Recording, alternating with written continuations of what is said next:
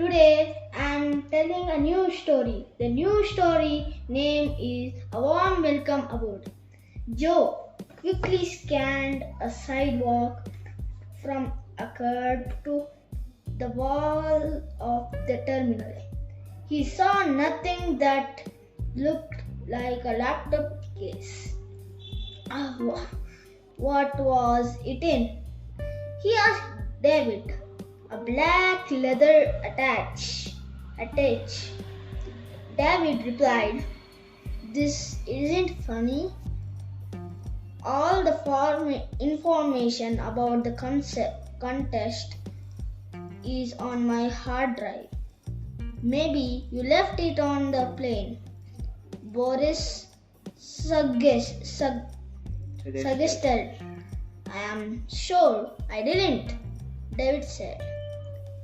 I had it on my shoulder when we came out here.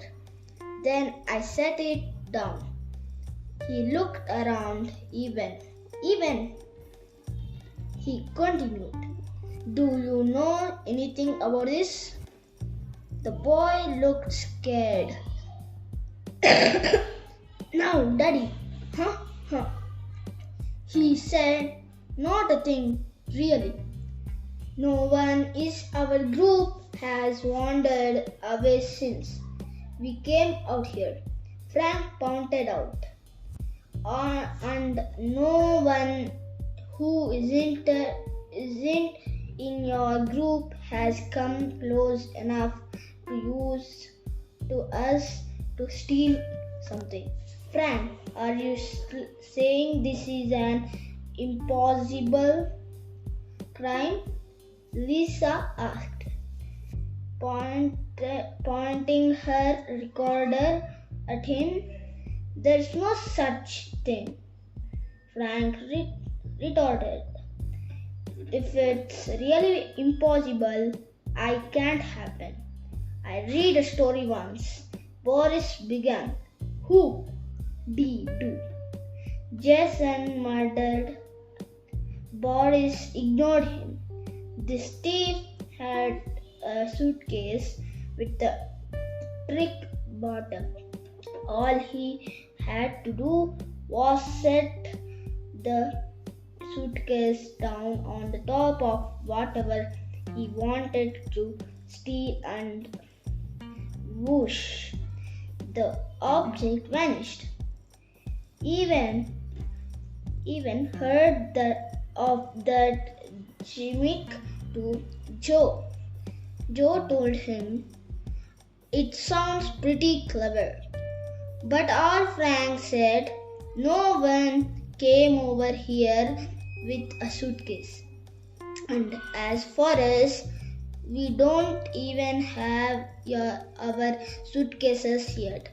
It's probably just some mix-up. Here comes your luggage now," Elizabeth said. "It's about time. The workers must all think they're on vacation or something. You guys don't seem to understand," David said tensely. "If I even lost all the files on my laptop, that's it for the contest. Finito. Kaput." Everyone crowded around him and started protesting.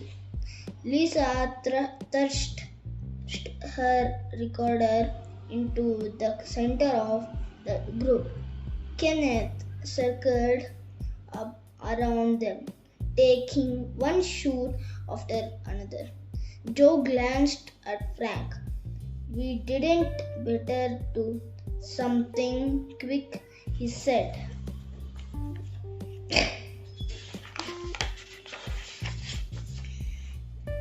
"Yeah, like find that attached case," Frank replied. "It couldn't have just walked away."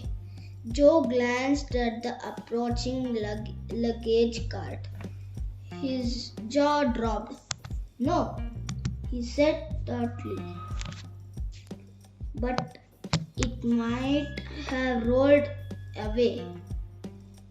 I will be right back. Joe sprinted into the terminal and across to the runway side. A little cluster of departing passengers was walking across the concrete upon toward the plane. The cart with their luggage was sitting next to the open cargo batch. Joe started through the door. A police officer in a light blue uniform, white helmet, and white gun belt blocked the way. His name tag read L. Mallet. "Excuse me, sir," he said in a soft Caribbean accented voice. "Are you clear to aboard this aircraft?" "No, officer. I just came in on it a few minutes ago," Joe replied. "But I think my friend's computer case got put on that cart by mistake. Do you think you could check for me, please?" "His name is David Wildman." Mallet glanced over his shoulder at the plane. Then he said, "Please wait here, sir." He went over and spoke to the luggage handler. Together they checked the tags on the 20 or so suitcases. Mallet picked up a black leather case and showed it to the group of passengers. They all shook their heads. He returned to Joe, carrying the case. "Your friend will have to identify this as his property, sir," Mallet said. "Believe me, he will be happy to," Joe promised. "I will go get him." Joe hurried out and came back with David. After showing Mallet his passport, David unzipped the attaché case to check the contents. I does not look as if anything's been disturbed," he told Joe. As they started across the waiting room, he added, "What a weird thing. I guess the porter saw my case and thought it belonged to those people who were leaving." "It could be," Joe said doubtfully. "The way I remembered it, though the porter did not load the cart. He just stood by. It was the drivers who carried the suitcases from their taxis to the cart. I guess one of them must have picked up your case by mistake." "Well, however it happened," David said, "I owe you one. If it had not been for your quick thinking, my computer and all the contest plans would be on their way back to San John by now. I am tempted to complain to the airport authorities, but we don't know who's responsible. Maybe it's better to let it go." The moment they returned to the group, the others crowded around. "Oh God," Elizabeth said. "You found it. An airline lost. I was devastated. I had nothing to wear for 4 entire days." "What happened?" Caesar asked Joe. "Where was it?" Joe laughed. "About to be loaded for a return flight to San John. So you won't have to call off the contest," Jason said. "Cool, let's get going." "Wait a minute," Boris said. "This is a serious matter. Somebody's dirty trick almost ruined everything for us. We must discover who stole David's computer." That did it. 5 minutes later, Joe was seething with frustration. Everyone in the group was a wannabe detective. Each one had his or her far-fetched theory about what had happened, who had done it, and why.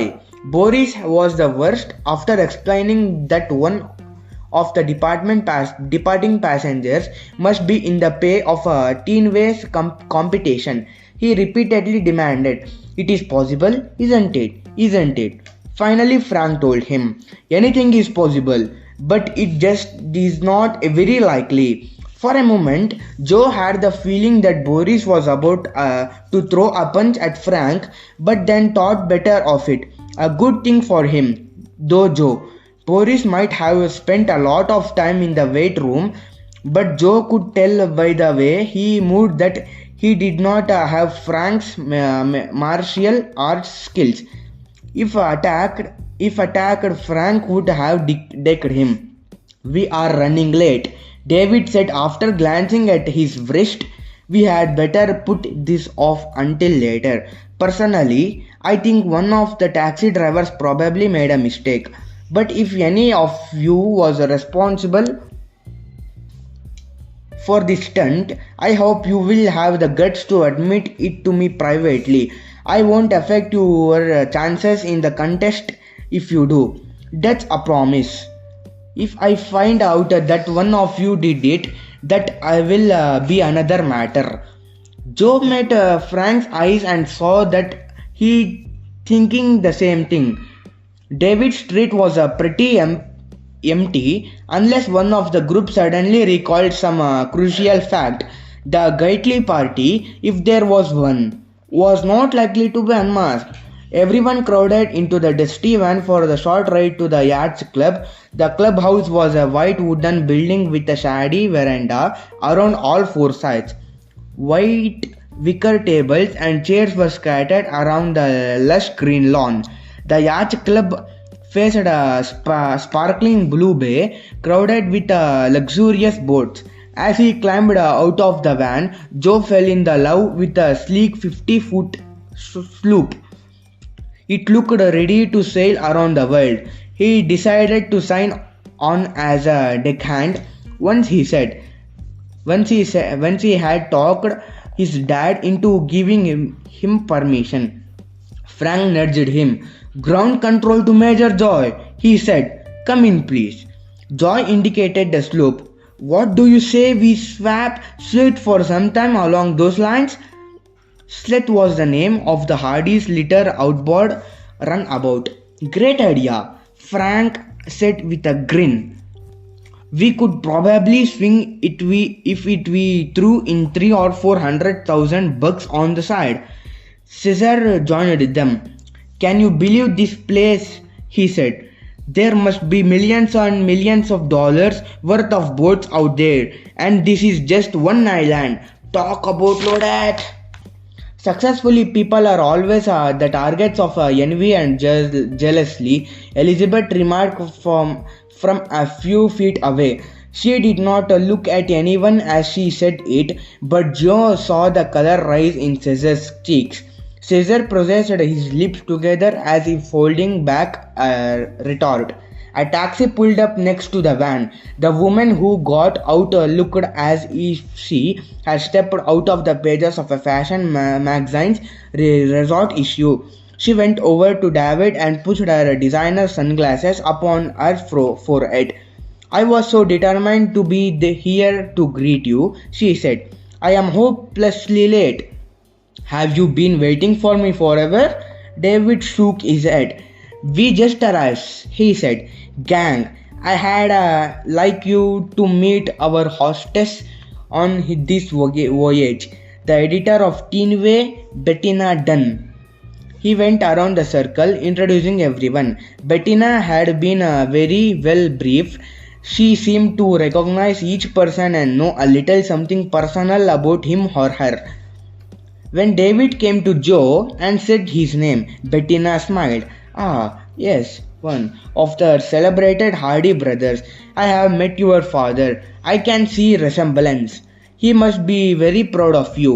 And of course, this is your brother and partner Frank." Joe could not help feeling a warm glow. When the introductions were finished, Bettina said, "We will have a moral formal welcome after we aboard Columbet, or for now, I will just say how pleased all of us at Teenway are that you could take part in this thrilling and challenging and rewarding contest." Everybody clapped. One of the staff started pulling the group's luggage on the wheelbarrow. David kept a tight grip on his computer case. Bettina led the way into the yacht club.